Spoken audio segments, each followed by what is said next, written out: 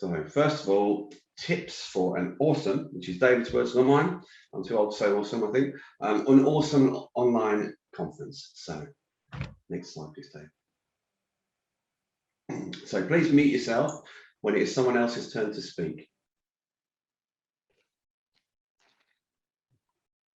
So anyone, I mean, most of us are used to Zoom now, but not all of us are. So the mute button is here on your left, and you just click it there. Yeah.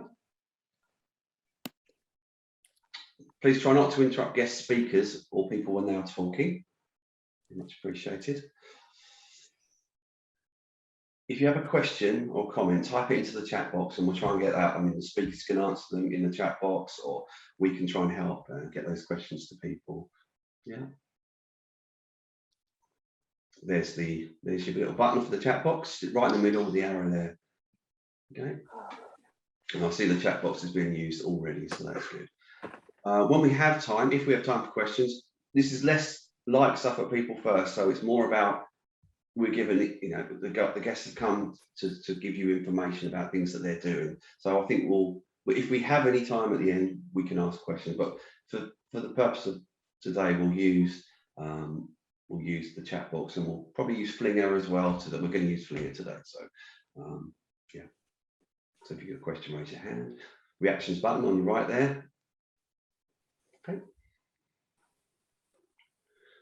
Please try not to have any background noises like televisions or mobile phones. I know it's hard, but you know, if you can mute, that'd be great. Things like that. Best rule ever: please be kind and respectful, and have fun. Yeah, and if you need a comfort break, which we will have a break, we've got a break planned in. But if you need a comfort break, just turn the camera off and mute yourself and go off and have a comfort break. Yeah.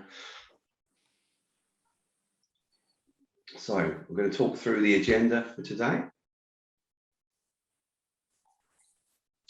So the first thing that we've got is a film that we've been making with lots of people who are probably on this meeting today about what people use technology for. So we'll show that first. Next time, thanks. And then we're going to use Flinger, and we're going to do an exercise about what did people use technology for, and what do they use technology for now. So we'll get that going soon. And then we got Boo, who's going to talk to us from Leading Lives about supporting people to have access to technology. So he's going to be talking a little bit about that. And then on the agenda we have a booklet and a film supporting people in a digital world, which we were commissioned by Skills for Care to do, but I'll tell you a little bit more about that, and Abby will explain a bit about that. And Boo and Karen from Skills for Care will be telling us a bit about that too. And then we're going to have a 10-minute break because we need a break. We need to make a cup of tea and stuff like that. And then we have Chris Hind from Recite Me is going to be taking over the screen, and he's going to be showing you what his organisation do. He can tell you about that. And then we have Jane Seale from Open University who's here. I saw Jane come in. She's going to be talking about a project that she's been involved with, supporting people to use technology toolkit. So looking forward to that. Next one, Dave. And then Abby's going to be talking about the digital health champion work that we're starting to do. Next one, please. Yeah, so next on the agenda is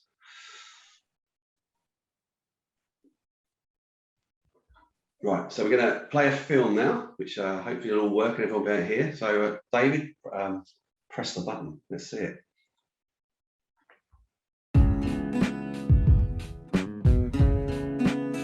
I use technology mainly for Google Street View. So if I want to look for something, my mum hasn't got to keep driving there and finding out where it is. And I also search for different places because it helps me relax the mind now that I don't go out much due to COVID. I occasionally use it for Facebook, but not very often. But what I also use it more for now to what I used to is is research in shopping, not to order online, but to see what the shops have got. So when I go there, I know exactly what I want and go and pick it up and then just leave. I used to meet people online. I mean in person, but now I do it online with Zoom. Since I've been a peer educator, I've used technology to deliver workshops online. Technology helps me with, so I can talk to people on meetings and then text them if they were talking to me or I want to talk to them. If without technology, I won't be able to do meetings or talk to people. I'd just be sat in a flat by myself without no one to talk to. I'd have my phone. I've had my phone for ages, so social media, Facebook, and Googling stuff, looking up stuff, and buying things online, and doing a bit of note-taking, using Word documents, maybe making the odd PowerPoint. Now, all the time I'm on it. I'm using it to make calls with the telephone, which is right here, right next to my screen. I'm surrounded by it. Calls on the phone. I've got work emails, home emails, and then I've got Teams meetings and Zoom meetings, and still using social media. Now I'm also watching TV on it, which I didn't used to do before. So I'll watch things on the iPlayer and catch up TV and stuff as well. Yeah, so I'm watching it all the time.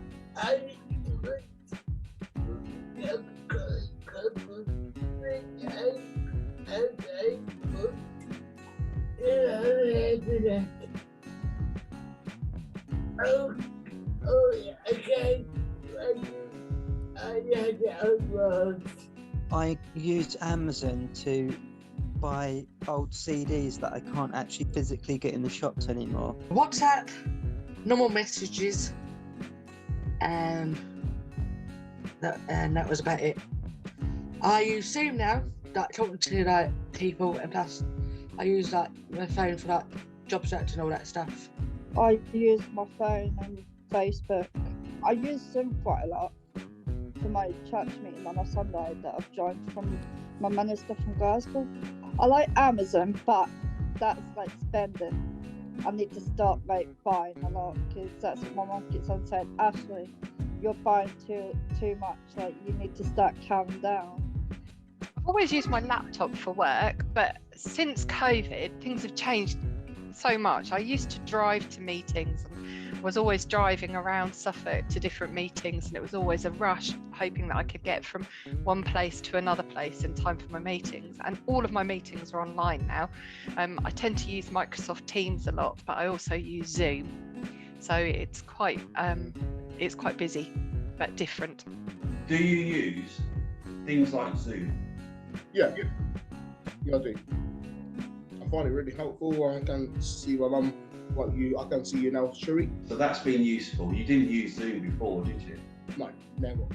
For people who can't go to see their family in lockdown, it's just like they can lose laptop or your phone or Zoom or WhatsApp. If I wanted to buy something like a new guitar, for instance, I'd always want to go to a shop, look around the shop, look for a decent guitar, talk to the owner, have a go on the guitar. But then over the last couple of years, especially with COVID, I was needing stuff like guitars.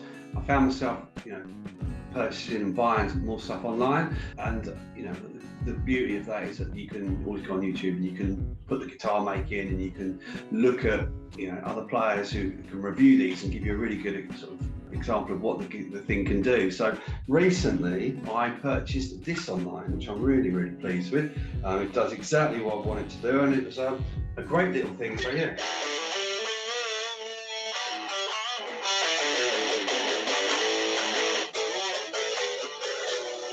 So yeah, pleased with that. Last year, I've used the technology for booking my shopping online. This year, I've been looking at talking to sort of doctors because of the visiting the doctors situation. Sometimes it's not always easy to book an appointment like how we used to do it. In some ways, it's been much better for me because before when I go to meetings in the office in civil council or in ACE or different places where I go to, sometimes it's hard for people to understand what I'm saying. Moving to Teams and Zoom when I write into the box, it's been great because it's like Facebook, Messenger, WhatsApp. For me, it's great because I can write. Moving on to more is a bonus for me.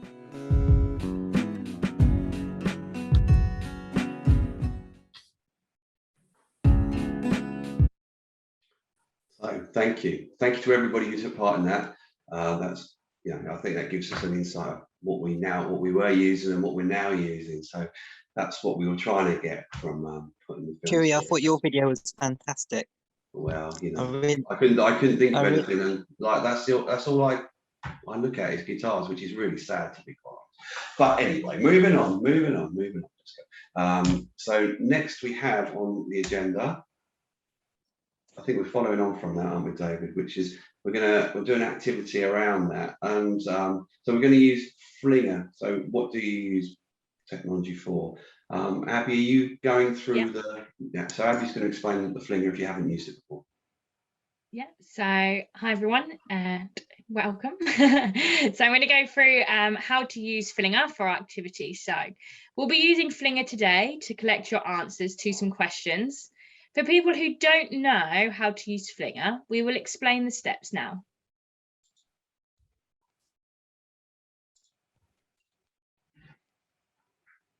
So click on the link that is sent in the chat box. So in a minute, there'll be a link that's sent in the chat box. If you click on that, and you get to your chat by pressing the button in the middle. There we go, Chewy's just put the link in, so you should be able to see that now.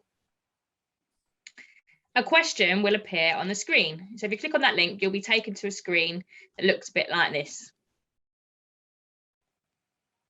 And Joel, you can use it on your phones as well.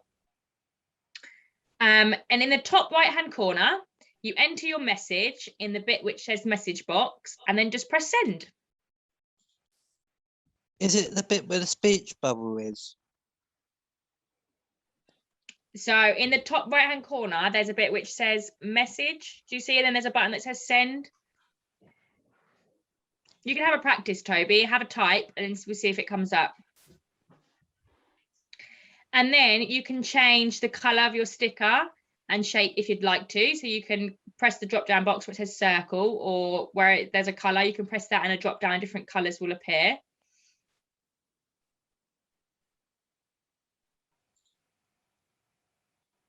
So the question is, what technology did you use before COVID? So there's two questions. So this is our first one.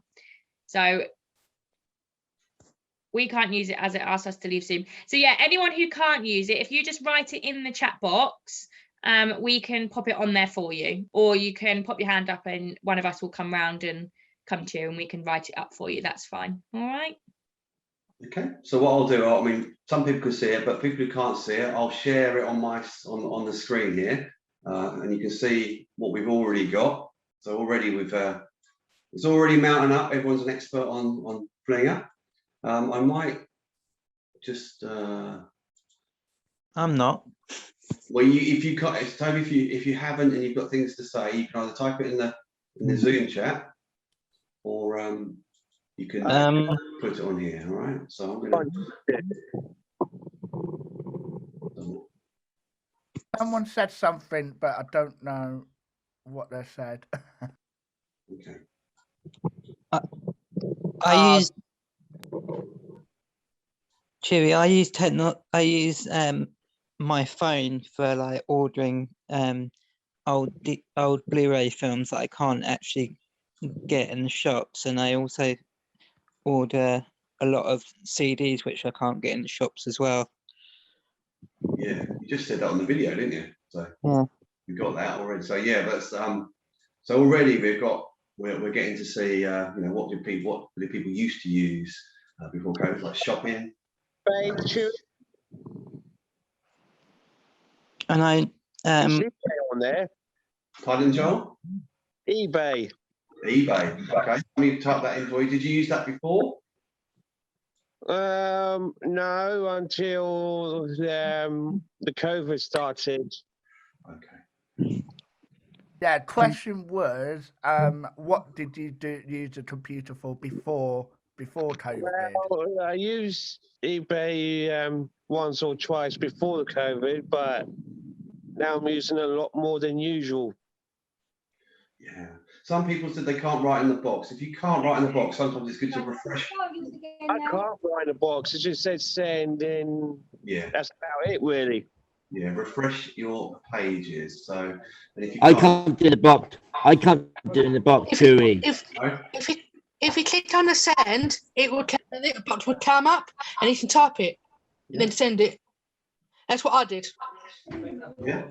Okay. That's cool. I said that before. Yeah, I would love to know.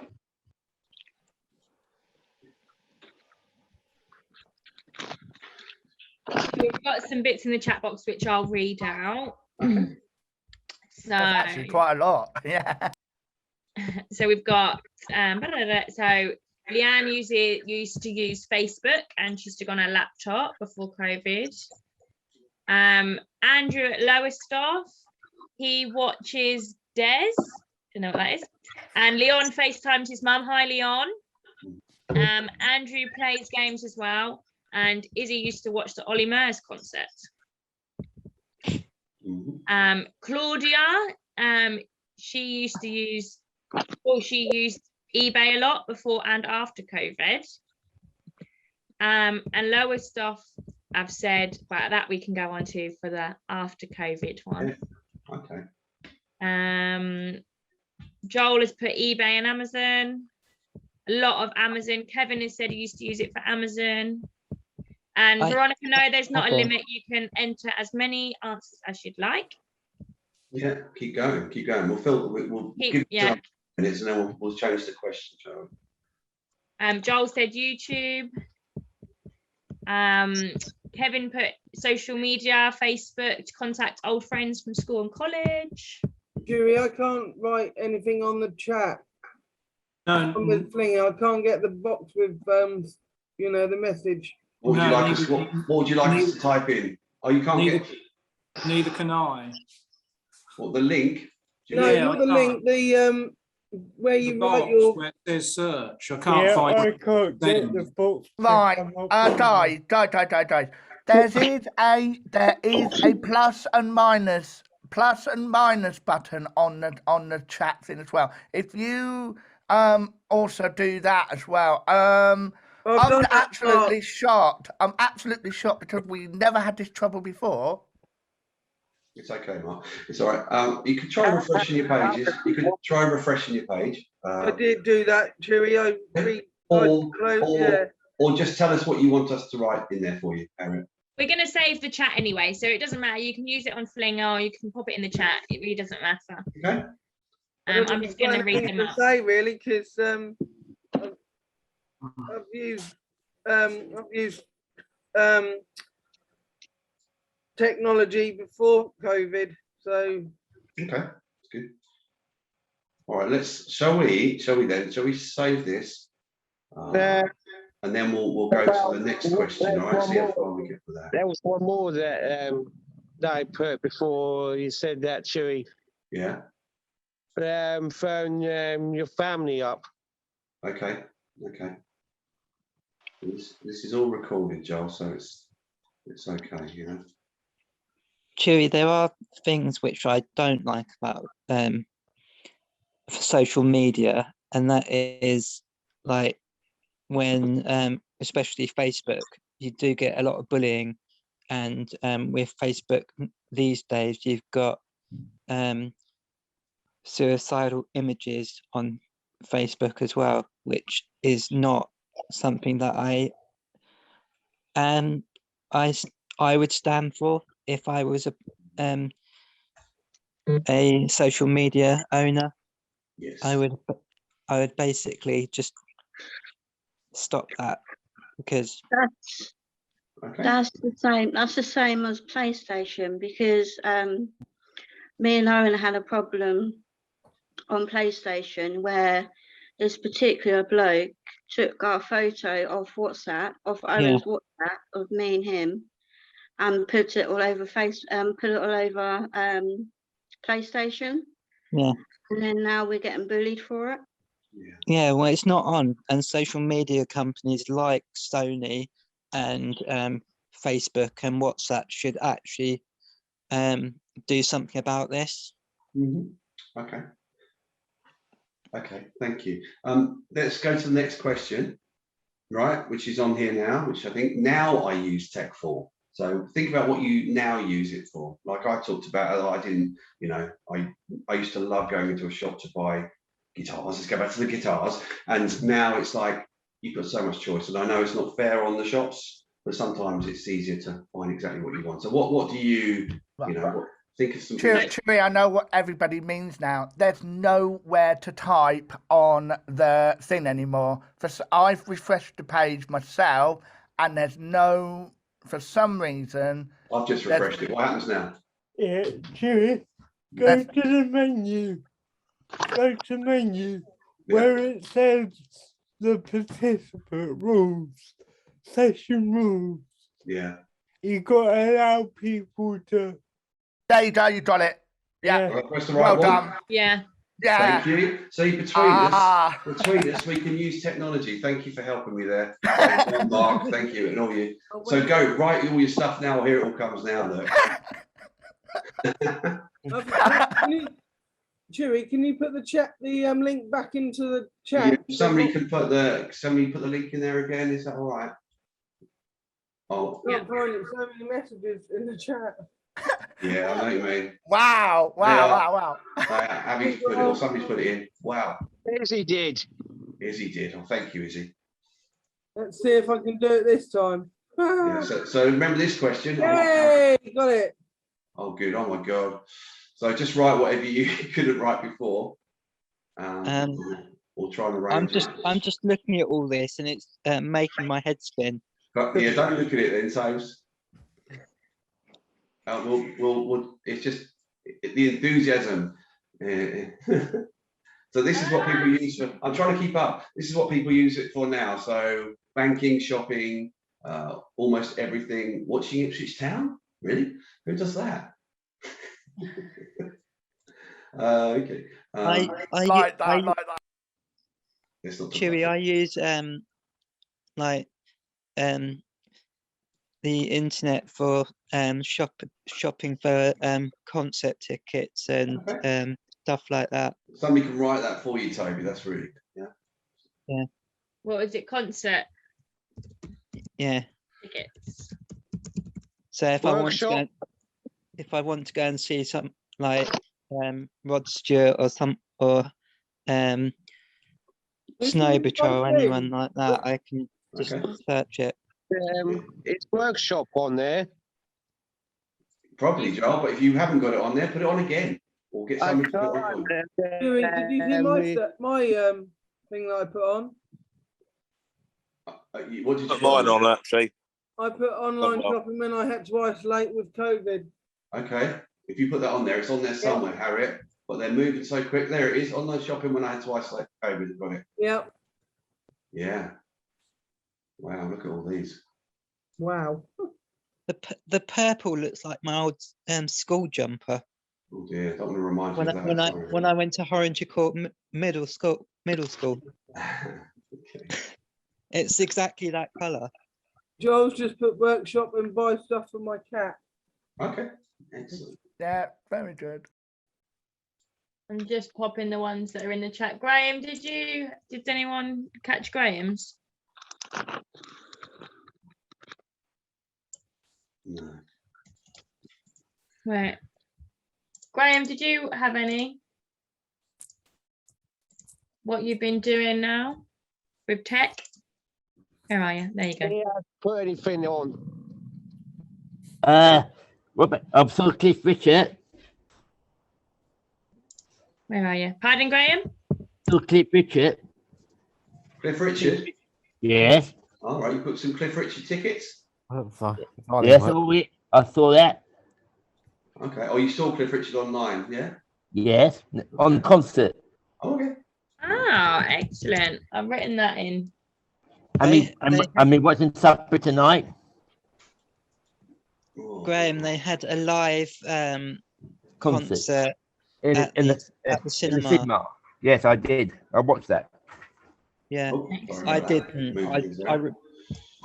It was at 7:45 at night, and I couldn't afford to get a taxi home, so I didn't go. I think that we've got absolutely loads here. So this is a really good. I just have to make it big because I can't read it. Meetings with aides, buying games and DVDs, shopping, talk tech. Somebody comes to talk tech. Oh well, yeah. Sometimes doing food shopping, banking, attending groups, meeting, research, shopping, banking, Sky Go. I don't know what that is. Church courses, Chewy, so many. Yeah. The one thing that I find frustrating is online banking. I find that the mobile app can be very sensitive. Like I've logged myself out twice this week, and it's a nightmare. So I've got to go back in this afternoon or Monday and just basically go to NatWest and say that I'm sorry, but I managed to log myself out again by accident. Okay. I don't see anything about my cat on here. I put it on there, Joel. It's there, Joel. There's so many. It was about finding. There are absolutely there's loads of people, and we've got about 62 people here. Yeah. What I'm going to do then? I'm going to leave this. I'll leave this one open. All right. But I'm going to move us on. So that's still open. But I'm going to move us on. All right. Because otherwise we'll be there forever. But I think we've got a really, really good insight of what people did use. I know we had problems with the first one because that was my fault. Technology got the better of me. But then I think we've got some good stuff there. Okay. So David, can we? Oh, can we just? Next. David, do you want to? Yeah. Okay. We're going to move on. So if everyone can mute themselves, we're gonna. I'm just going to introduce you to Boo. I think a lot of people know Boo. So Boo's going to do this next piece. Boo, are you here? I am here. Good morning, everybody. Lovely to see so many faces here and voices that I know. My name is Boo Dendy, and I am Business Development Manager at Leading Lives. And we're a provider, a not-for-profit social enterprise that support people with learning disabilities and autism across Suffolk. And I know there's quite a few people on the call today that we probably work with. So Chewy asked me to come along, and I must just say, I was very impressed with Chewy's guitar playing in that video. And I think it's worth just mentioning that Chewy and I went to primary school together. And if I remember rightly, they just about entrusted us to use a triangle, possibly a tambourine, that we probably played very badly at the time. So it's wonderful to see him to progress with such skills. Anyway, you enjoy that, Sebastian. So I just want to talk about, like everybody during the pandemic, some people, we were still working with lots of people with disabilities. Some people that had, very urgent needs were able to come into our daytime hubs, etc. But we were really aware there was lots of people at home, weren't perhaps obviously not getting out and no face-to-face. So obviously technology becomes really prominent. We as employees were starting to use Zoom and Teams, and that was all very new to us. So we surveyed lots of the people that we support to find out if they were using technology and whether they had access to things like a smartphone or a tablet. And we found out that lots of people didn't. And it was very different for some people. Some people had nothing at all. Others, it might be that they had access to a tablet, but perhaps it was their family carers or their siblings, and it wasn't actually something that they owned. And we also found out that within our supported housing homes, that some people, there was just like one tablet, but you had to share it between sort of 4 or even 5 people, I think. So we noticed that something called Good Things Foundation, which is linked with AbilityNet, they had some funding from the government to give out some tablets, some Lenovo tablets, and we applied for that, and we were able to get 33 tablets that we could give out to people we support, which was brilliant. I mean, it was quite challenging because it was during lockdown, etc. But it was very rushed. We had to do it very quickly because that was how the grant fund worked. But what it did is it really made us see what incredible outcomes there were for people.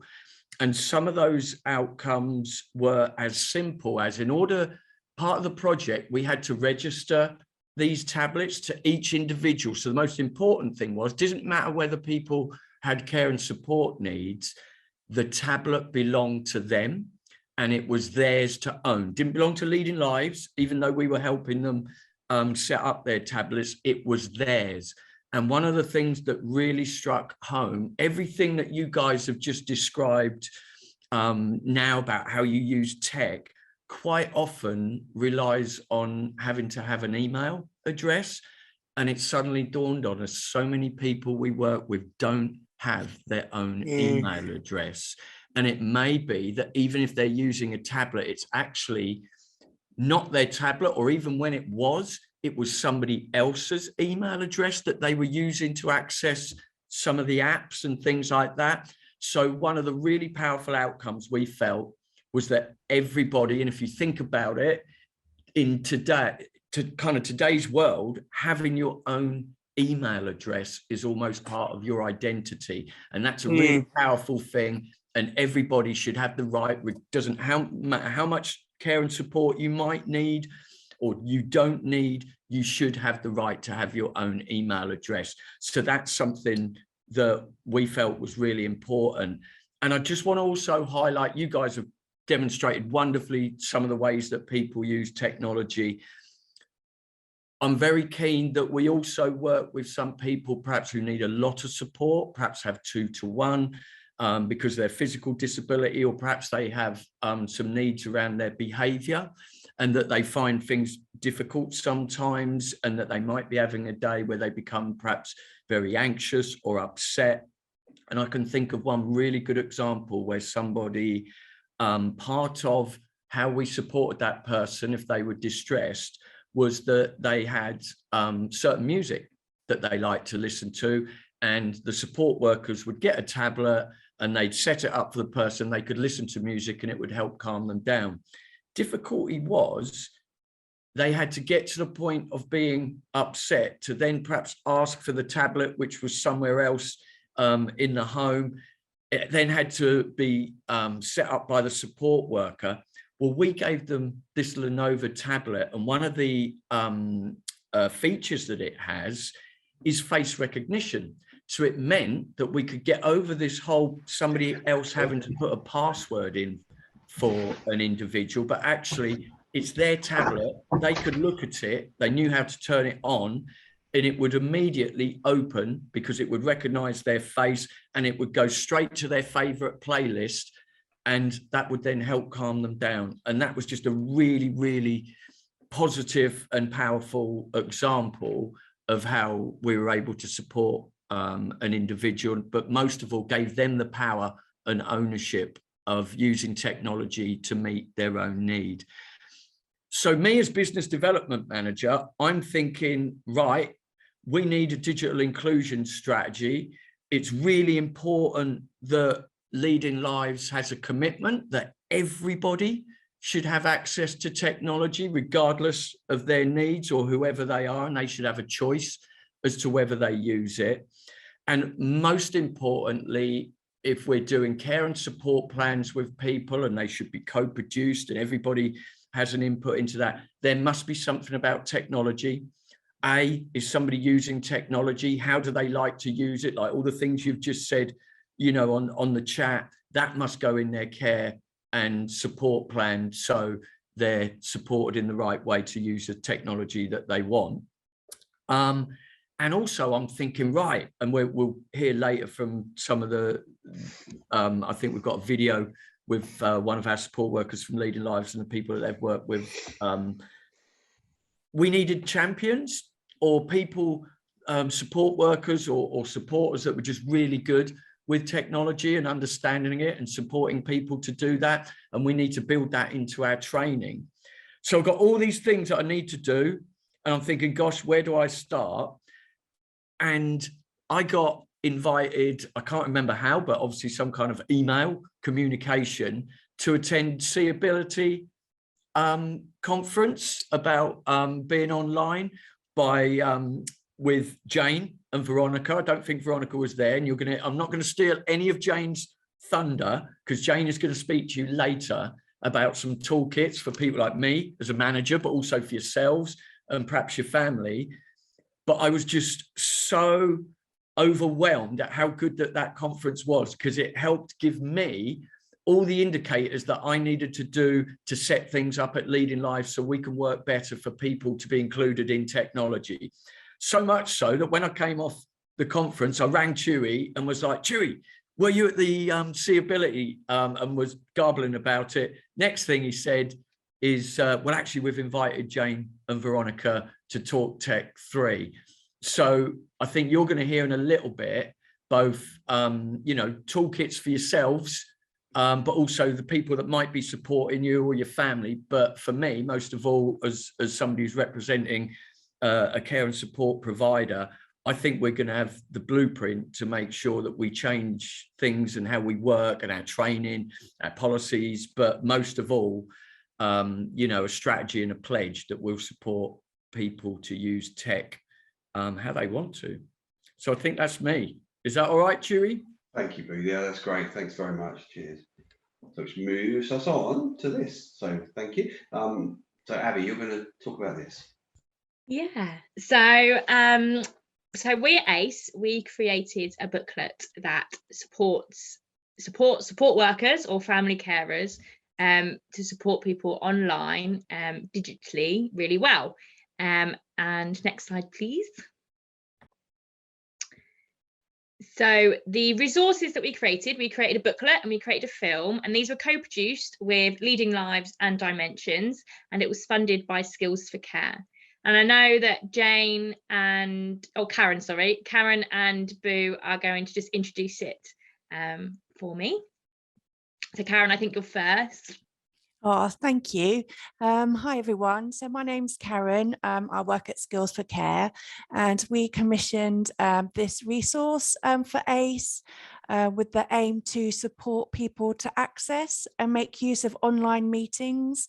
And the reasons, as we saw in the video and kind of in the activity with Flinger earlier. So meetings with friends, with family, with advocates, maybe a meeting with your doctor or a church group or online classes. So we felt that to have a co-produced top tip resource for getting online, so with support before, during and after the meeting, would be really useful for everyone to keep in contact with those that they couldn't see face to face. So that's why we commissioned it, and that's why we think it's really important. Thanks, Karen. This doesn't need any introduction from me, because I've just said why it's so important, why we want to involve. What I want to do is just a huge shout out, particularly to Hayley, Leanne, Robert, Tracy, Jamie, the guys at Lowestoft Hub. And it's because Chewy noticed on the Zoom calls with the People First meetings how well they were being supported by Hayley, and asked if Leading Lives wanted to get involved. And I just said, yes, please. go and speak to those guys. They're amazing. So, you know, hi everybody at Lowestoft. Absolutely superb. So yeah, it's all from me. Cool. And I'm aware that Dion from United Response is here today, and United Response also, Abby said, featuring this as well. So, okay. Go on, Abby. What is this booklet about? So, not being able to socialise with people and not being able to go to live events, leisure activities and meetings have been extremely difficult for all of us. But being able to do these things over video calls has been a lifeline for everyone. So we produce these resources with self-advocates, support workers, social care providers to give you guidance and tips when supporting people before, during and after video calls. So here are some top tips for support workers or family carers when you're supporting someone online. So here are some top tips for when getting ready for a Zoom call. So ensure devices are charged. Don't tell them what to say. Let them answer questions. They may need a small prompt. Sit next to the person you're supporting if they want you to, and support the person to be involved in the meeting. If the person needs to ask a question, support them to write it in the chat.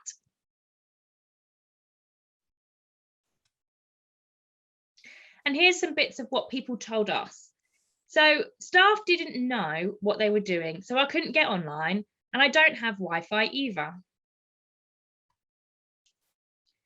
It was important for me to meet and see people because I'm lonely.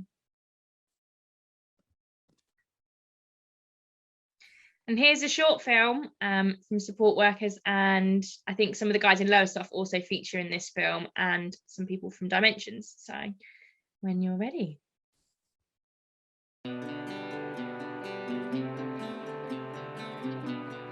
Please, can you tell me your name and what you do? I'm Hayley, and I am a support worker at the Lowestoft Community Hub for Leading Lives. My name's Tanya Arnold, and I'm a support worker for Dimensions, and that's with adults with disabilities.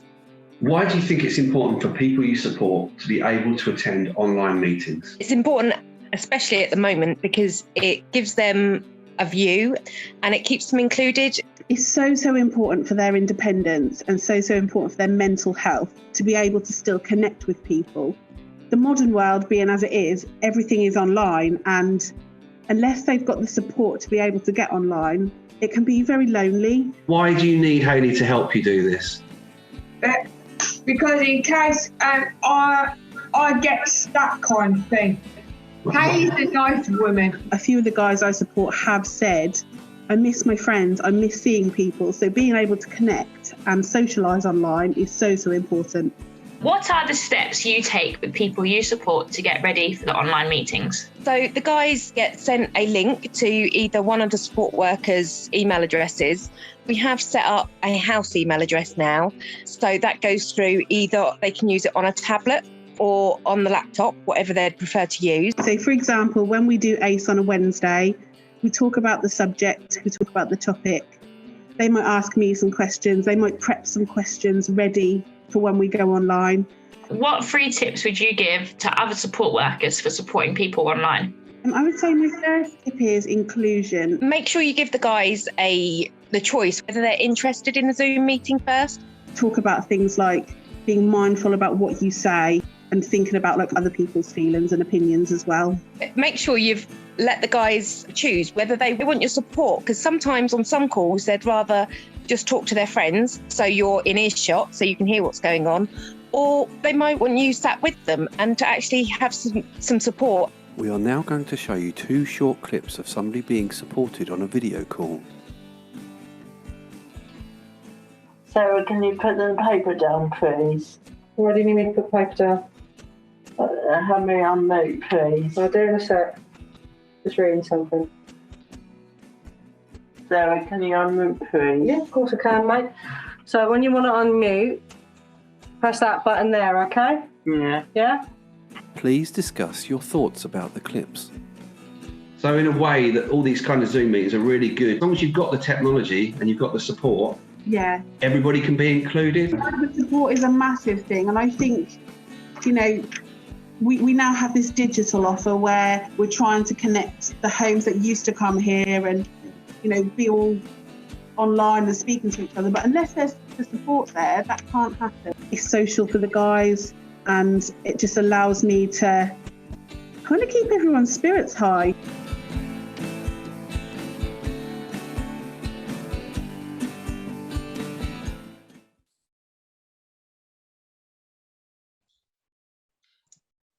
So you can find the resources at the Ace and Cleo website, and I think Skills for Care have also got it all on their website too. Yeah, and I think also, obviously Leading Lives will put this on their website, and let me get it right, Dimensions, not you right response, Dimensions will put this on their website probably as well, so yeah.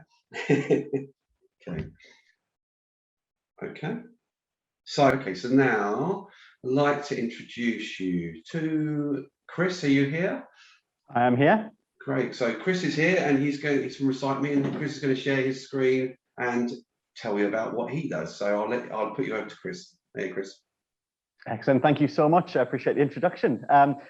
Good morning, everyone. My name is Chris, as Chewie mentioned. I work for an organization called Recite Me, and we are basically all about digital inclusion, making the online world inclusive or equally inclusive to everyone.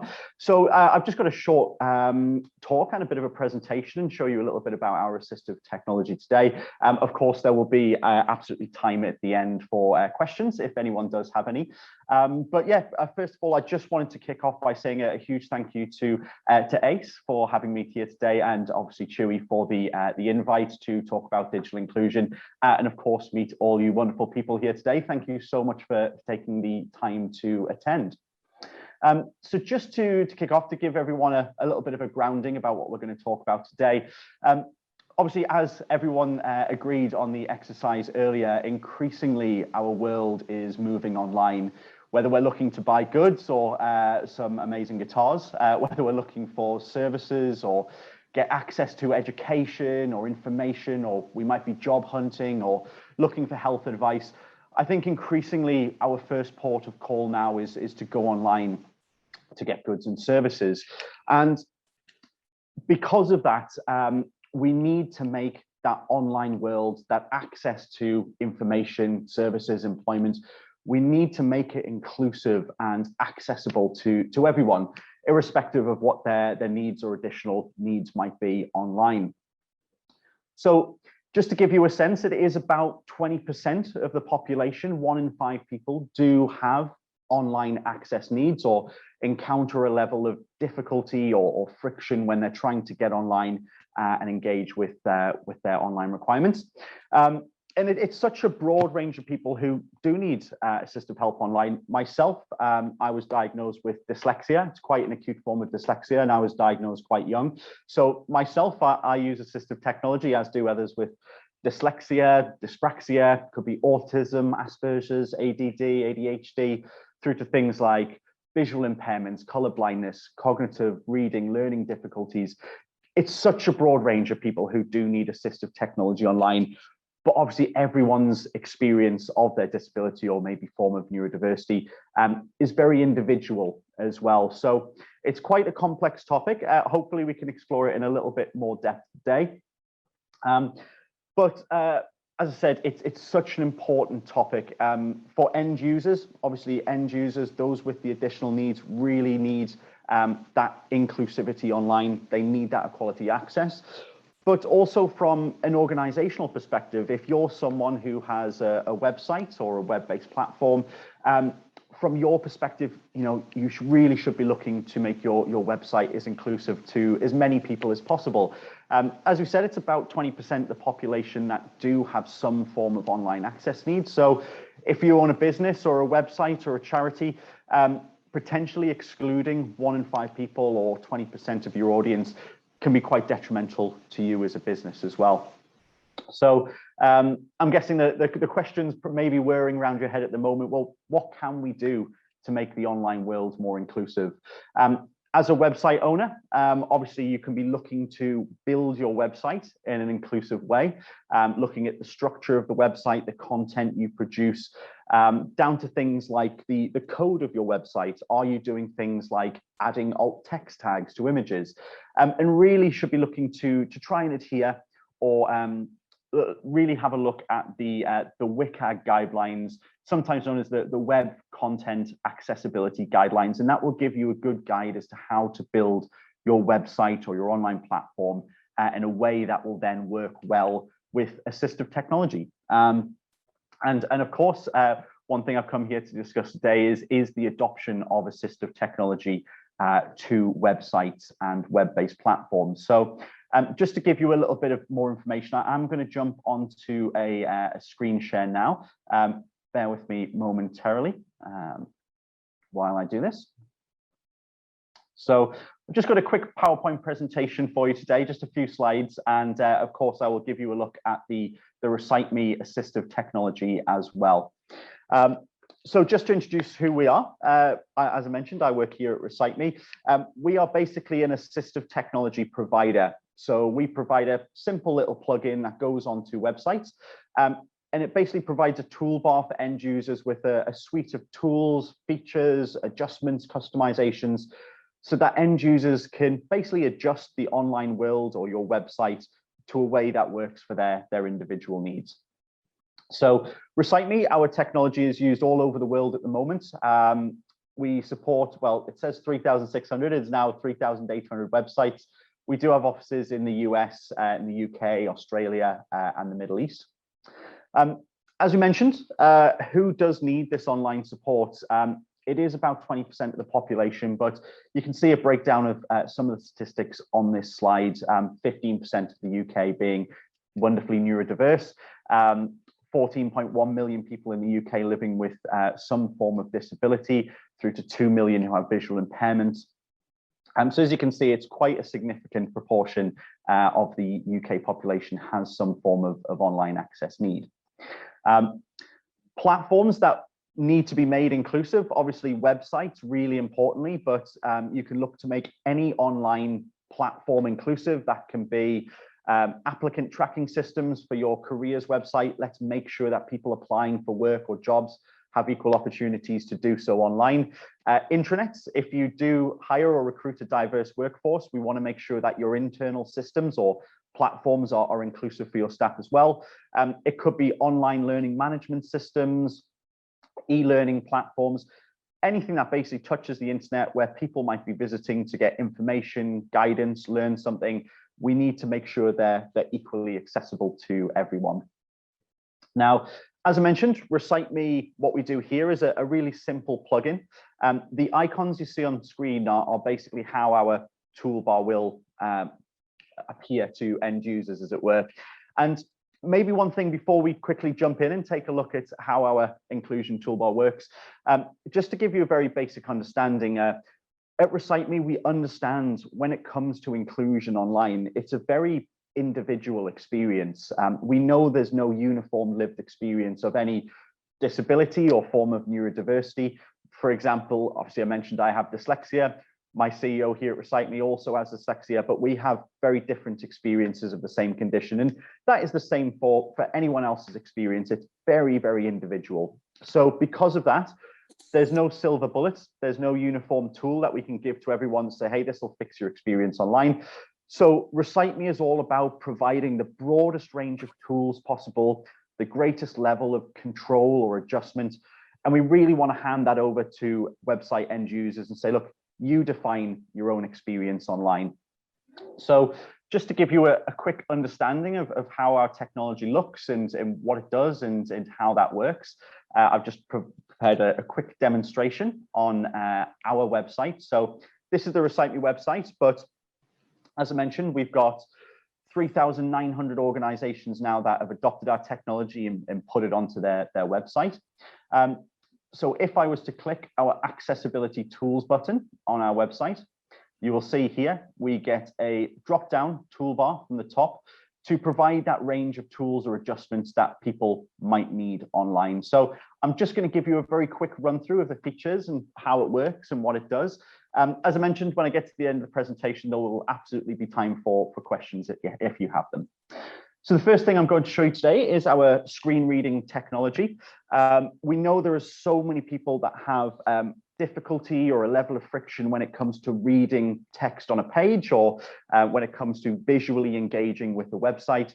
So because of that, we provide a screen reader to read that content. It's very simple. As soon as the toolbar is launched, you point your cursor at the information that you'd like to read, and the screen reader will pick that up and read it to you. On an individual level, the short answer is about 20% of the population. That equates to a pretty staggering number. Over 13 million people in the UK, over 5 million people in Australia, and over 65 million in the US, for example. There we go. So you can see the screen reader reading the text there. It very deliberately will read one paragraph or one element of text at a time and then stop. And that's just to allow the end user to really consume that information at a pace that's comfortable for their individual needs. To read the next piece of content, you literally just move your cursor to the next piece of content, such as this, and it will then pick that up and read it out loud to the end user. The internet can be a minefield for those. Just stop that. Or you can use your green buttons at the top here, fast forward, rewind, play and stop to move between the information. And of course, if you have alt text tags or images with alt text tags on your website, the screen reader will of course read those alt text tags to you as an end user. Coming back to the idea, the more control, the more granular the assistive technology. That's my screen reader reading that. The more control, the more options we can give end users, the more we can customize the experience to exactly what they need. So we even have options for our screen reader here. I can turn the screen reader off. I can turn off the little remote control to fast forward and rewind. If I did want to listen to the whole page of content in order without having to point at everything on the site, we do have a continuous play option there that will actually just read all of the page out to you in order. We can switch between male and female voices for that audio playback, very important for gender equality, but also we need to give variances of tone just in case you have an audio impairment. And we can increase or decrease how quickly that audio is played back to you as an end user, again, just to fit your individual needs. Next up, we have a couple of ways to adjust how the content is displayed. So things like you might have a visual impairment, so we can actually increase the size of text on page. As you see there, it's as big or as small as that end user really needs it to fit their individual requirements. We can move that incrementally. We can change the font, so different fonts can have quite a significant impact for end users.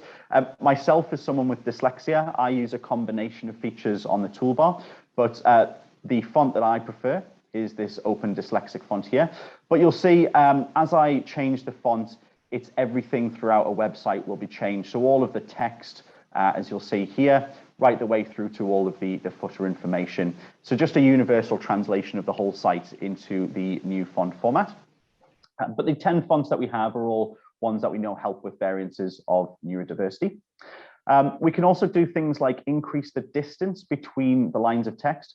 One way that my dyslexia tends to manifest is I will read to the end of a line, and visually I struggle to pick up the next line and read that accurately. So sometimes I'll read through the same line 2 or 3 times or skip forward a couple of lines. So what I can actually do is, as you'll see on screen, the distance between these lines of text getting greater. So not just for people with dyslexia, but there's a lot of people who have difficulty with line follow. So as you'll see here, it's just made the lines a little bit further apart to make them much easier to follow there. But I'll just put that back to our standard line height.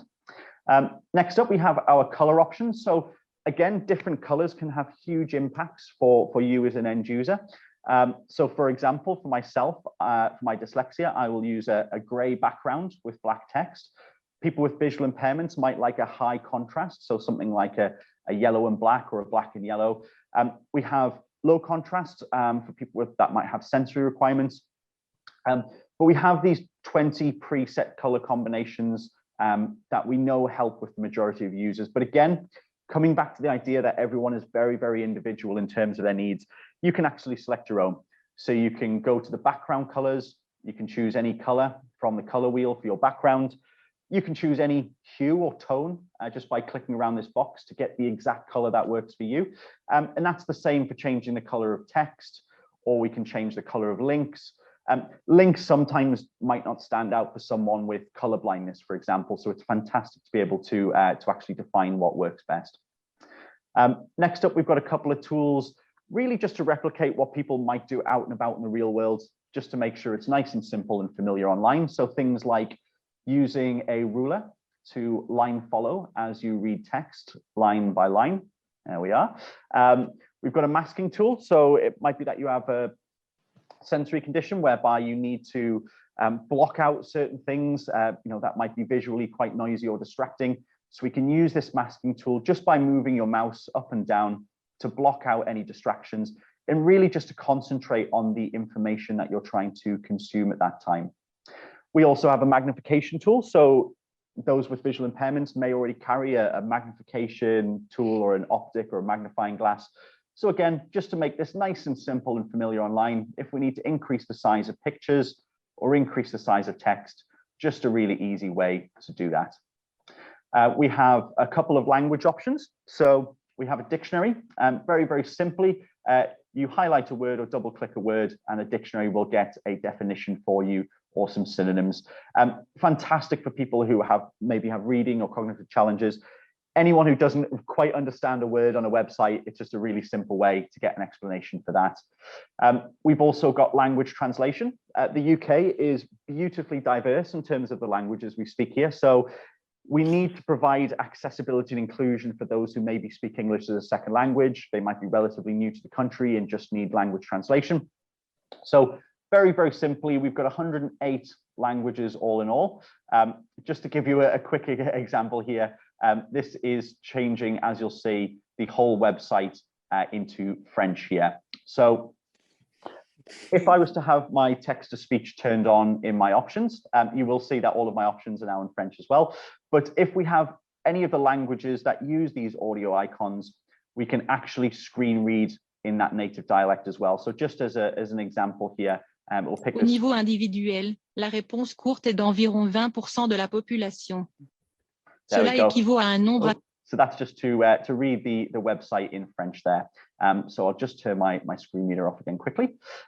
We have a simplify mode. So again, maybe if a website's a little bit too busy and there's lots of distractions on there and we need to just make it nice and simple to read, we can actually have this format here. So as you'll see, it strips out any of the design, any of the pictures, but it leaves you as an end user with everything that you need to consume. So all of the text content, all of your links are still there, search boxes still available, but you'll see it just produces the content in a really nice, easy to read format. And for those who maybe have visual impairments where they have a reduced visual field, it's quite myopic or tunnel visioned, what we can do is squash all of this content into a nice, easy central column here. So even if you do have access to just a small part of your visual field, you've still got that equality of access to all of the information on the website, as you see here. Last but not least, we have our MP3 download button. Very simply allows you to make an audio file out of any of the content on a website. So you just highlight what you want to take away with you. You hit the download button there, and it will actually just create an audio file in your downloads folder that you can access anytime you want offline. So you'll see here it's just downloaded. This is the content I selected.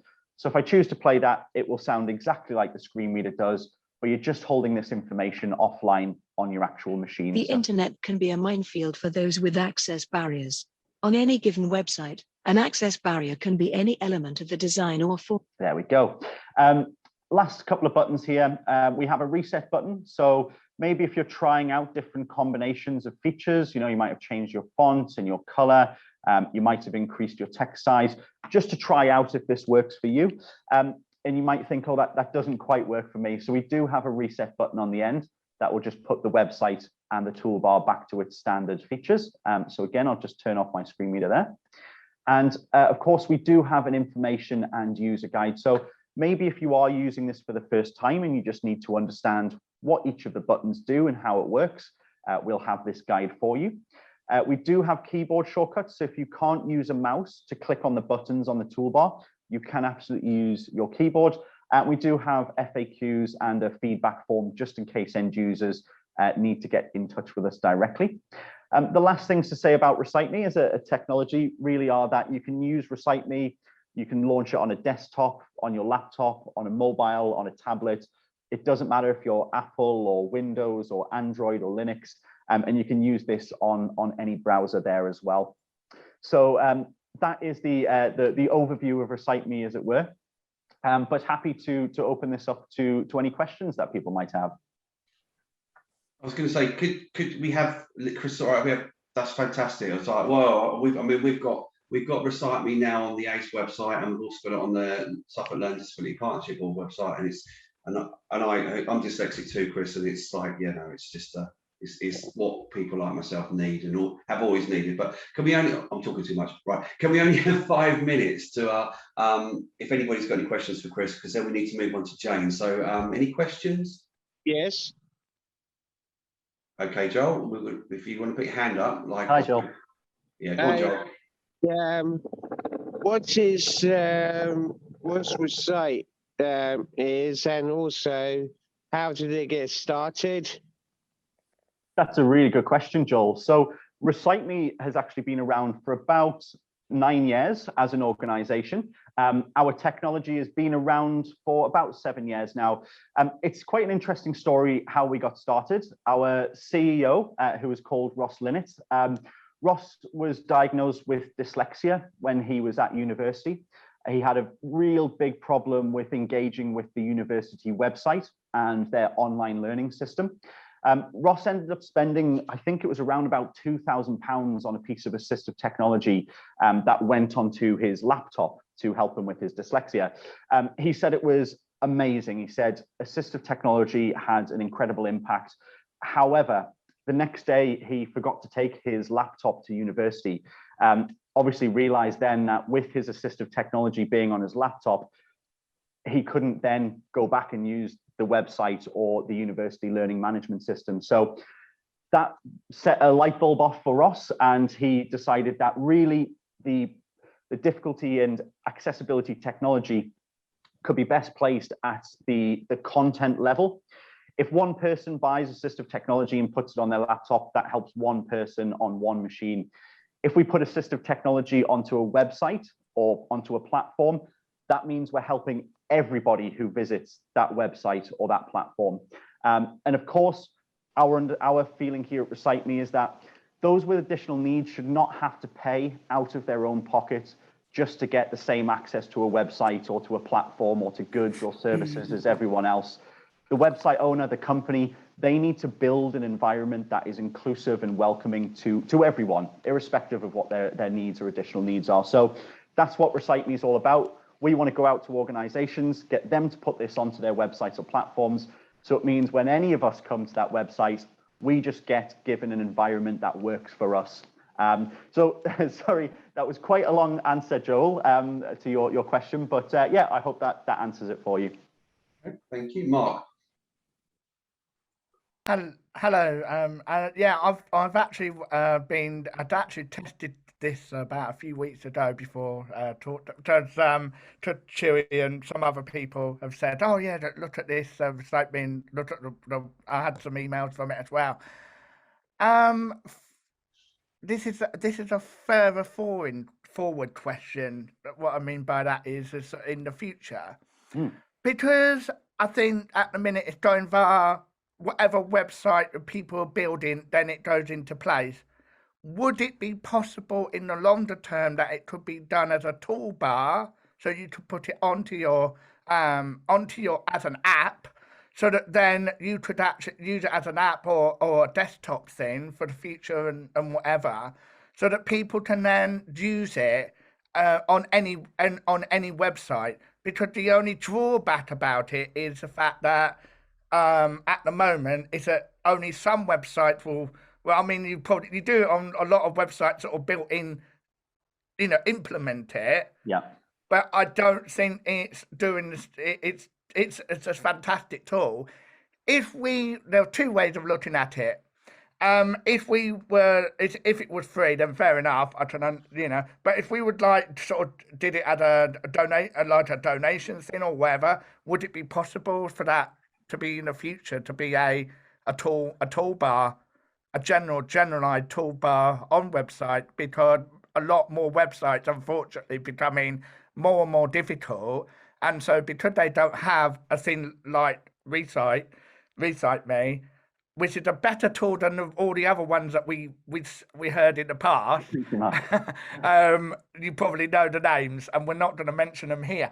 But I think that's just so wonderful. I appreciate that, Mark. Yeah, absolutely. And yeah, you know, to answer your question, yes, we are in development. I will say that. Unfortunately, I would love to give you a timeline on when that will arrive, but we have just off to my right here, we have a large development team, all working very hard on developing our product. Absolutely. In the future, we would love to make this an app or a downloadable toolbar for end users, so they can have that on their individual machines. So the short answer is yes, but I couldn't say exactly when, Mark. Not yet. Okay, that's fine. I really appreciate your question, and you make an incredibly good point. You know, we should hopefully in the future be in a world where, number one, Recite Me can provide this to individuals as and when they need it, either free or at an extremely low cost, or maybe, as you say, as a donation rate. And in the meantime, people like myself are increasingly going out to organizations and making it on their website. So we would hope in the future that end users will have a choice where they can either click on the button on the website, or they can click on the app on their phone or their laptop. So the answer is not quite yet, but hopefully in the future, Mark. But thank you so much for the question. Really appreciate it. And thank you for your kind words about Recite Me as well. Thanks, Chris. I'm sorry, guys. I'm going to have to, Steve's looking at me. I'm going to have to move on. Can we move on, Steve and Toby and Tash? Could you put your questions in the box, please? And then I'm sure Chris will answer them, all right? Because we just got to move on to our next guest. I've actually just, so I'm very sorry. I really have to dive out into another presentation I'm doing for another organization shortly. What I would say is my email address, if anyone would like to get in touch with me, it's very simple. It's just Chris. In fact, I will type it in the chat box now, but it's just chris@reciteme.com. Yeah. Okay, great. That's fine. If anybody has questions for me, if anyone would like to arrange a chat with me or give me a call, please drop me an email. If anyone here has a website and they are considering making improvements about digital inclusion or would consider Recite Me, please drop me an email, give me a call anytime. As you can tell, I'm incredibly enthusiastic about everything digital inclusion related. But again, thank you all so much for your time. Apologies, I have to run off now. Have a fantastic day. Enjoy the rest of the ACE event. And again, thank you all for your time and appreciate the questions. Have a good day, everyone. Thanks, Chris. Thanks for your time. See you soon. Bye-bye. Bye. Thank you, guys. Right, we're going to move on swiftly. We're going to move on to Jane. Are you here? Yes, I'm here. So I'll introduce you to Jane. Jane, you can introduce yourself, but your time is now, Jane. Brilliant. Hi, everyone. I'm really delighted to be here to present to you around toolkits for supporting people with learning disabilities to use technology. I'm from the Open University and I've been researching the value of technology for people with learning disabilities for over 30 years now. You can't tell because I've dyed my hair, but yes, I am that old. So next slide, please. So just a little bit of an introduction. The toolkits I'm going to share with you have been designed by a group of people, co-designed. So me from Open University, Veronica Malenga from Seability, who's on the call, I believe, and also lots of people from the Creating Connections project. And some of you are on the call, I know, like Keyring and others.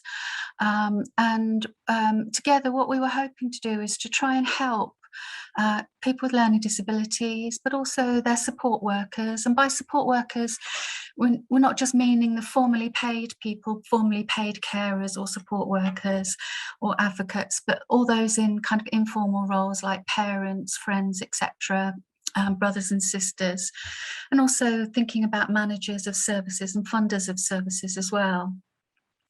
The toolkits came out of the pandemic, and I think we've already heard at the beginning of the conference how the pandemic has taught lots of us about what good stuff technology can do, but also how lonely it can be and how difficult it can be if you haven't got access to technology. So the toolkits came out of our experience, but we think what we've learned is relevant, you know, when the pandemic's over as well. Next slide, please. So what we did is we developed 3 toolkits for 3 groups of people. So people with learning disabilities themselves. There's an easy read version and there's a large text version with no pictures for those who prefer it. A toolkit for support workers and a toolkit for managers and funders. I'm going to focus mainly on the toolkits for people with learning disabilities and support workers in this talk today. But the toolkits all talk to one another. So although you can download them separately, they do complement one another. And so, you know, the advice in one toolkit might be helpful for people in other groups as well. Next slide, please. Before I introduce you to the toolkits, I just wanted to explain the structure of them, if you like, what influenced the way we decided to present the information in the toolkits. Because what's informed, what's underneath or underpinning those toolkits is what we're calling a framework. And when I was talking with Veronica and people from Seeability and Creating Connections, we all started to realise that we felt very strongly that there was a set of, if you like, beliefs, the things that we believe, as well as a set of things that we need to know and understand that really influences and informs good support practice. So we thought what we'd do is come up with a framework and then use that framework to design our toolkits. So I'm just going to introduce you to the framework. And so next slide, please. And what's been absolutely fabulous listening to the presentations so far is it's clear that lots of us on this call are actually already enacting quite a lot of the frameworks. So Leading Lives, Ace Anglia and others, you saw some really nice video examples of support workers and they were exhibiting all of these things I'm about to explain to you. So core beliefs are those kind of things that we feel it's important that we as support workers believe and try to do every day in order to get good support to use technology. So first of all, it's actually important that somebody in a support role believes that it is their role to help us access technology. I'm sure nobody on this call, but certainly my experience in the research I did last year was that people were telling us that there were support workers and carers out there who, for whatever reason, would say, it's not my job to help you with technology, that's not what I do. But actually we feel that in the world we're living in today, technology is so important to living our lives that it should be part of a support worker's role. The next core belief is around believing that the people with learning disabilities can use technology with the right support if they need it, and that it's not acceptable to kind of assume just because somebody's got a learning disability that they can't use technology or that they don't want to use technology. And then the next 3 are all kind of linked in together. So the believing that people with learning disabilities should be supported to make informed choices, help to decide if they want to use technology and if they don't want to use technology. That they have a right to use technology if they want to, and also that technology use should be person-centred. And you saw some lovely examples of that in the Leading Lives video and the Ace Anglia stuff. Customising the support that we offer to the needs of the person that we're working with. And I don't think any of that will be a surprise to anybody in this conference today, but I think it's still important to just kind of say it and acknowledge that it's important. So if we go to the next slide. The next slide might be a little bit of a surprise. So we're talking here about what knowledge and understanding we as support workers need to help people gain access to technology and use it. And often when I'm talking to people and we talk about, oh yes, technology is important and support workers need more training, but often the training we talk about is that they need ICT skills, technical skills, and yes, they do. But what we felt was important was that's just the start of things. There's other stuff that's also important. So what's underpinning our toolkits is a belief that support workers need to know and understand the people that they're supporting, what their likes and dislikes are, what their needs are, and what technology they currently got, and what technology they might want to use in the future. So yes, they do need to know and understand technology, not just the kind of how do you switch things on, but what the benefits of technology are, and also what we find difficult, all those things that are frustrating, that we kind of think, okay, that's difficult, how can we get around that? And you had a nice example of that with the facial recognition, in kind of getting around the password problem for tablets. Then the third one, I always laugh at this because I'm a professor of education, so you shouldn't be surprised that I'm going to stick learning down there. But basically what we're saying here is that part of being a good support worker is being willing to learn all the time, where learning is like problem solving. When stuff doesn't happen like we're expecting, it's okay, how do I fix this? How do I learn to fix this? But also learning is about thinking about learning from what worked well so that we can do it again next time, but also learning about what didn't work so well so that we don't do it next time. And that's important. So those core beliefs and these areas of knowledge and understanding underpin our toolkits. So if we go on to the next slide. So in each of the 3 toolkits that we've designed, it's structured so that there's a section on each of the 5 core beliefs, and there's a section on each of the 3 areas of knowledge and understanding. And in each of those, what we then offer is suggested actions. It's not kind of, like a doctor's prescription where you say you've got to do this and then you've got to do that and then you've got to do the other. It's, you might like to think about doing this could be a good idea. Lots of case study examples, and these are case studies from interviews that I did last year with loads of support workers and self-advocates, including Ace Anglia. They might remember taking part in the research.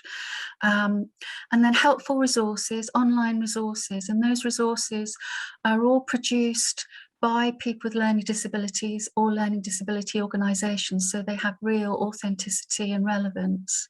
And then a planning and evaluation tool. So if we go to the next slide, I'm just going to kind of give you extracts from the toolkit to give you a sense of what it looks like. So here's an extract from the toolkit for people with learning disabilities, and it's around belief 5 about person-centered support. And you can see at the top it's got suggested actions, things like, you might like to take photographs of you using technology in your everyday life, so that, for example, if you get a new support worker in your home, you can show them what you do and what you like to do and start a conversation with them about the kind of support you'd like. And then after the suggested actions, there's a case study.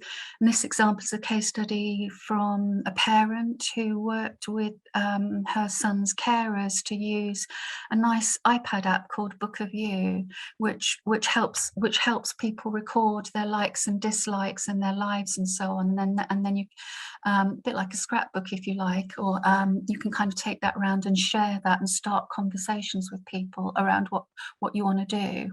It's not particularly about technology, but you could use it for that. So if we go to the next slide.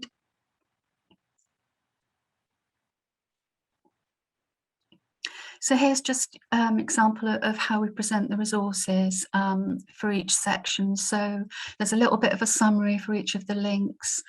There's a picture to show what you're to represent it, and then you just click on the blue arrow and you're taken straight to the website. Next slide, please. And in each of the sections, for each of the core beliefs and each of the areas of knowledge and understanding, we offer a planning and evaluation tool. So it asks you what you're currently doing now, and it's an interactive PDF. So you can type in the first column, and then you can click on the faces to represent how well you think you're doing it at the moment, from brilliant to not so very well. And then in the final column, you can type in, okay, what do you think you could do to improve it? There's no right or wrong answers. It's just a reflection tool, if you like, to help people think and plan and maybe start conversations within their organisation. Next slide, please. So here's an example from the toolkit for support workers. So this is around core belief 1, around support is effective when supporters believe that it's their role to help people access technology. And you can see we've got a range of suggested actions. You know, talk to your manager about, you know, what technology skills you do have. With support from your manager, provide access to tools such as Multi-Me, maybe Recite Me, maybe the Flinger. That was a good one, and I haven't seen that one before. You know, when you're in an interview, perhaps you might like to mention what technology skills you've got, etc. And then there's case study examples of how managers have supported their staff to think through what they can do with regards to technology. Next slide, please. And again, just an example of links. So sometimes they're websites, sometimes they're downloadable documents. So that top one, for example, you can download a book from self-advocates called Peter and Friends Talk About COVID. A group of self-advocates based in London, working with the Foundation for People with Learning Disabilities, wrote a booklet around their COVID experiences. And again, it's not particularly about technology, but if you have a look through it, and I give some examples of what pages you can go to, there's some really nice stories of how people have used technology during the pandemic. And again, those stories and those shared experiences might help you to start conversations with people. And ACE Anglia, there's loads of links to ACE Anglia resources across all the toolkits. Just thank you so much, Chewy and everyone, the lovely videos. So we've got links to those, and here's one about how technology helps me, and you can just click on the link to that. Next slide, please.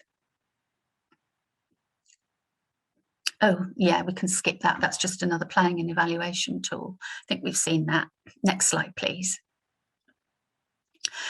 So the toolkit it is meant to, if you like, be a support. It's not meant to be one of the things where you kind of step 1, do this, step 2, do that. It's meant to kind of help people. I wish I could type. I've just seen a typo in that. Ignore that.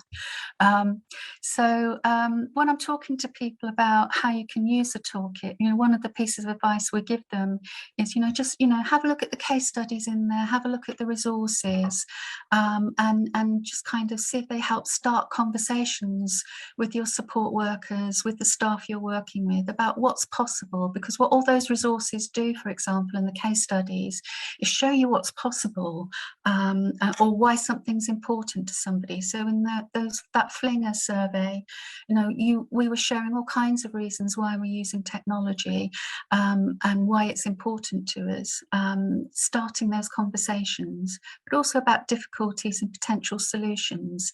And we've been hearing about that in the conference today. Next slide, please.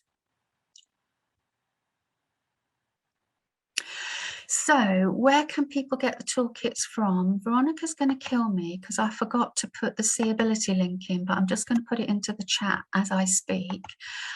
So these toolkits are freely available. You can download them. The link I've put in the slides is to a space on the OU website where you can download them. And in the chat, I put that again, but also Seeability have put all the toolkits on their website too. So please do download them, share them as widely as you want. And we'd be delighted if you can use them. Next slide, please. So if you'd like to talk to me more about, support to use toolkits, please do contact me. Be delighted to have, a chat with you. If you want me to come and do a webinar or training for you, just to give you an example, Veronica, for example, has asked me do an online webinar for her staff, and we recorded that. And so now Veronica's put it on the learning management system within Seeability so that new staff can access the webinar around the toolkits. So any ideas you've got of how you think I might be able to support you to use the toolkits, please do contact me. And there are people on this call who've had a look at them from Seeability and Keyring and others who might be able to share their experiences.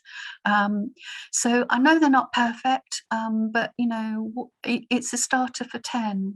And so if people have got ideas for how they can be improved, please do talk to us. But I'm not sure how I'm doing for time, so I'm going to stop there, and maybe there's time for questions. But thank you very much for offering me and Veronica the opportunity to share with you.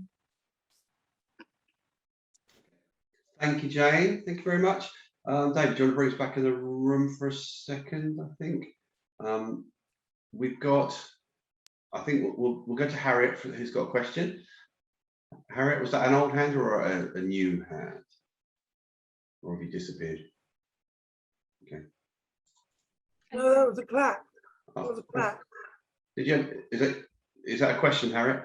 No, it was a clap. It was a clap. Oh, sorry, I don't know the difference between a clap and a hand. I don't know. The hand up is the one with the thumb, but the clap is this one. Thank you. I needed that. Yeah. Okay. Tash has got her hand up. Tash's got a hand up. Tash, have you got a question? Can we like have this personally on how do we use this personally for ourselves? Can we download this personally for ourselves to use, or does it need to be organisation? No, it's freely available. So a person like yourself, Tash, can download it. So no, it's not. There's no cost to it, and there's no restrictions on who can have it. Right. Okay. So can this be set? I can't do chat because I'm on my iPad. So can this be sent out on a link after us to different people, please? Yes. And I'm sending you the care certificate now. Okay. Well, I can send you stuff back. That's fine. If that's great. What we'll do as well, Tash.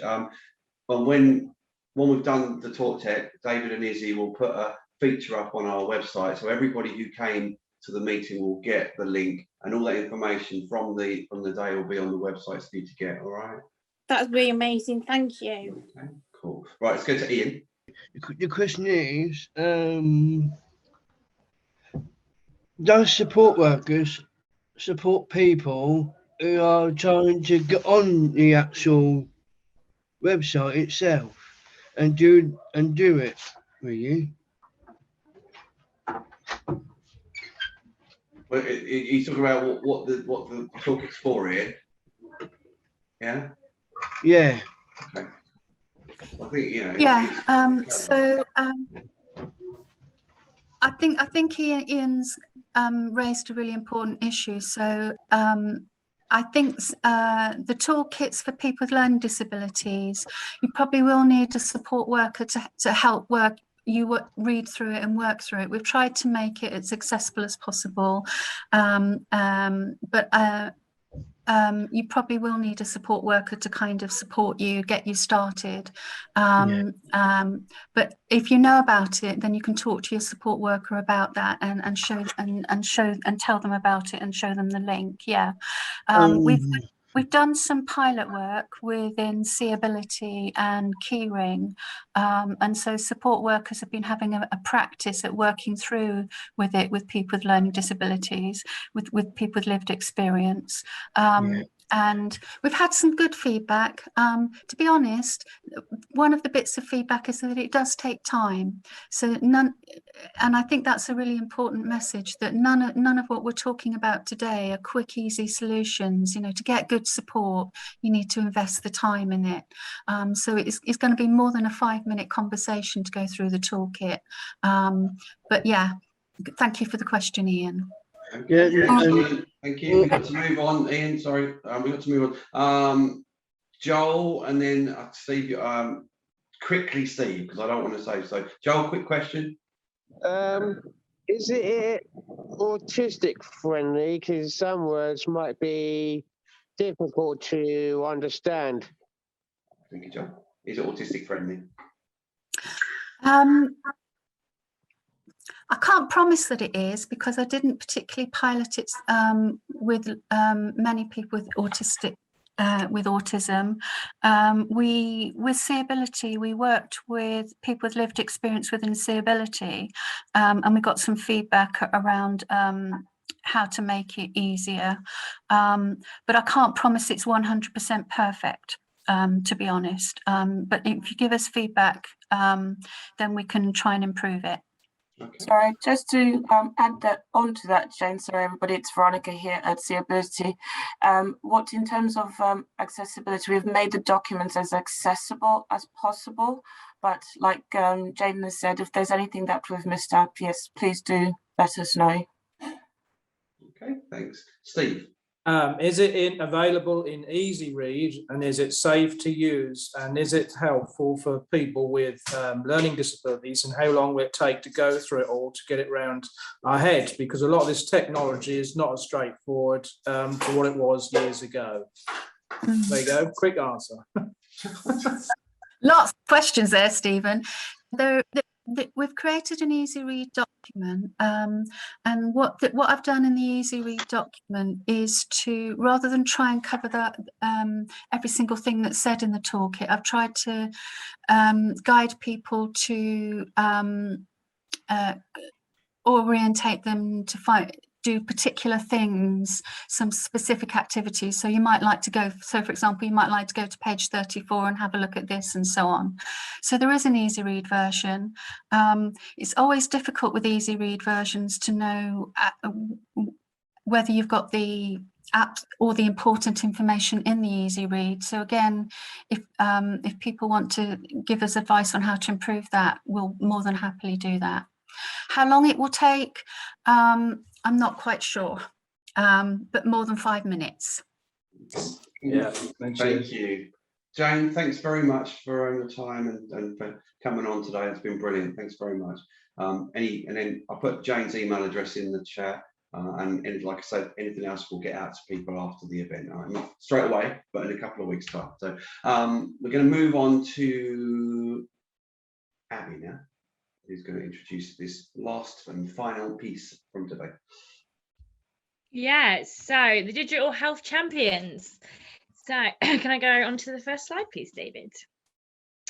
So we are involved in a project with Digital Health Champions, and I'm going to go on to a little bit about what that is and who we are and who they are and what is involved. So next slide, please. So 1 in 5 people do not have digital skills needed for day-to-day life. People with a disability are 35% less likely to have important digital skills. Next slide, please.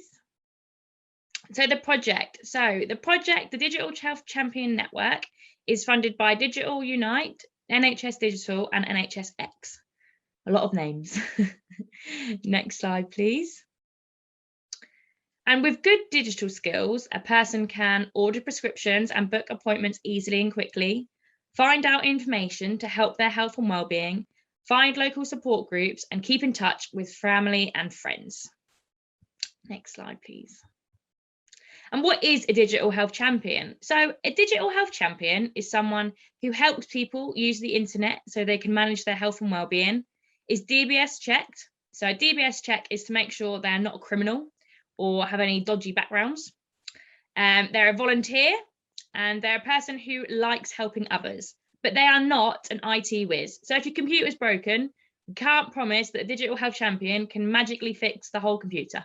Okay, so that's what they are. Next slide, please. And who are the digital health champions? So I think everyone that's a digital health champion is here today. So we've got Joel, we've got Harriet, we've got Stephen, Ian and Mark. So they are our digital health champions at ACE. So you can ask these guys to have, you can ask any of these guys for support if you want to set up an email address, you want to know how to unmute, you're struggling with something a little bit.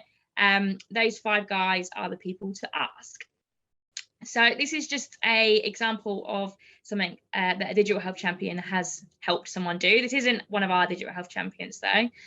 So I have found a local support group for a diabetic learner. Plus, we have downloaded some recipes and put him in touch with the Diabetic Society via email. Okay, so there's a good story there. Thank you. Next slide, please.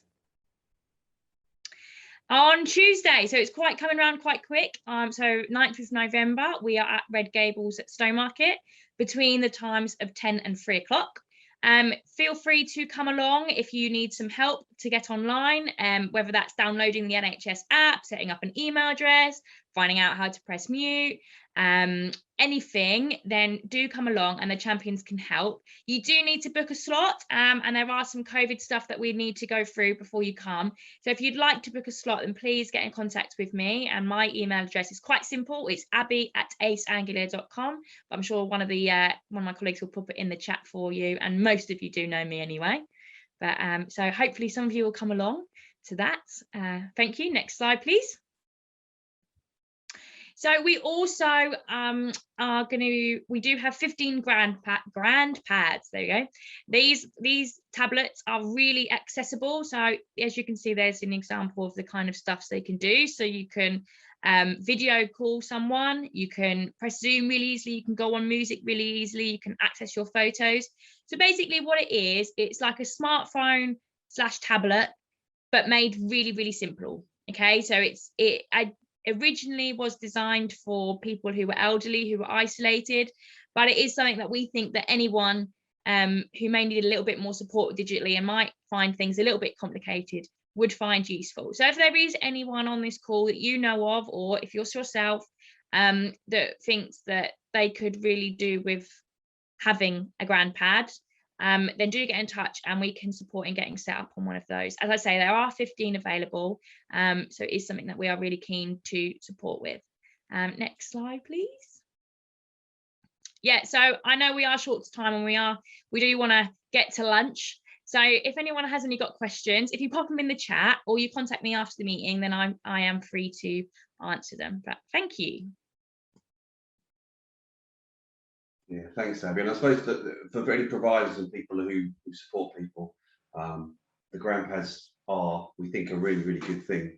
And they're there if there's anybody who requires them. It's more for health needs as well, isn't it? When you're sort of isolated.